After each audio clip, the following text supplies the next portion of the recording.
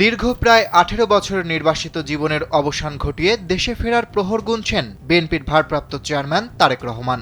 আগামী ২৫ ডিসেম্বর দেশে ফিরছেন এমন প্রত্যাশিত খবর ছড়িয়ে পড়ার পর থেকেই বিএনপিতে চলছে উৎসবের আমেজ। দলের কর্মী সমর্থকদের মধ্যে চাঙ্গা ভাব চোখে পড়ার মতো।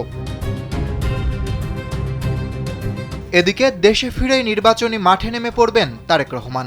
সময় বিবেচনায় রেখে বিভাগীয় পর্যায়ের সমাবেশ আয়োজনের কথা ভাবছে বিএনপি। জনসভায় তারেক রহমান সশরীরে অংশগ্রহণ করবেন বলে জানিয়েছে সংশ্লিষ্ট সূত্র। Japan Bangladesh joint venture company JBS holdings limited.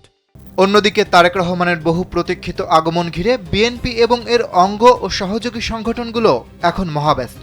দলের দ্বিতীয় প্রধান নেতাকে বরণ করতে চলছে সর্বাত্মক প্রস্তুতি। দলীয় সূত্রে জানা গেছে, তারেক রহমানের প্রত্যাবর্তন কেন্দ্র করে অভ্যর্থনা ও সাংগঠনিক তৎপরতার সমন্বয়ের জন্য গঠিত হচ্ছে একাধিক বিশেষ কমিটি। এই কমিটিগুলোর তত্ত্বাবধানে কেন্দ্রীয় ও মাঠ পর্যায়ে সব প্রস্তুতি সম্পন্ন করা হচ্ছে। দেশে ফিরে নিজের অসুস্থ মা বেগম খালেদা জিয়াকে এভারকেয়ার হাসপাতালে দেখতে যাবেন তারেক রহমান। এরপর পর্যায়ক্রমে তিনি অন্যান্য কার্যক্রম পরিচালনা করবেন। তবে ত্রয়োদশ সংসদ নির্বাচনের প্রচারে অংশগ্রহণ করবেন তারেক রহমান।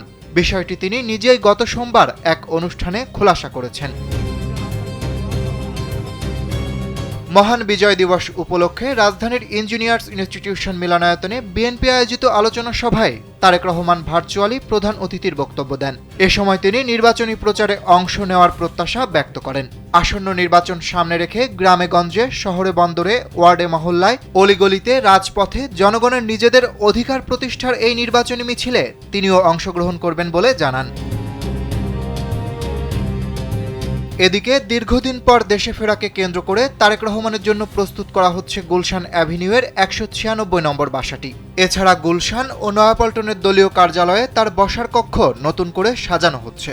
নিরাপত্তা, আধুনিক অফিস সুবিধা ও সাংগঠনিক কার্যক্রমকে কেন্দ্র করে এসব প্রস্তুতি ভবিষ্যৎ রাজনৈতিক কার্যক্রম ও আসন্ন নির্বাচনের কৌশল নির্ধারণে তার সক্রিয় ভূমিকার ইঙ্গিত দিচ্ছে। শুধু কার্যালয়ের কক্ষ প্রস্তুত নয়, বরং তার প্রত্যাবর্তন ঘিরে বিএনপির সার্বিক সাংগঠনিক প্রস্তুতি এখন তুঙ্গে।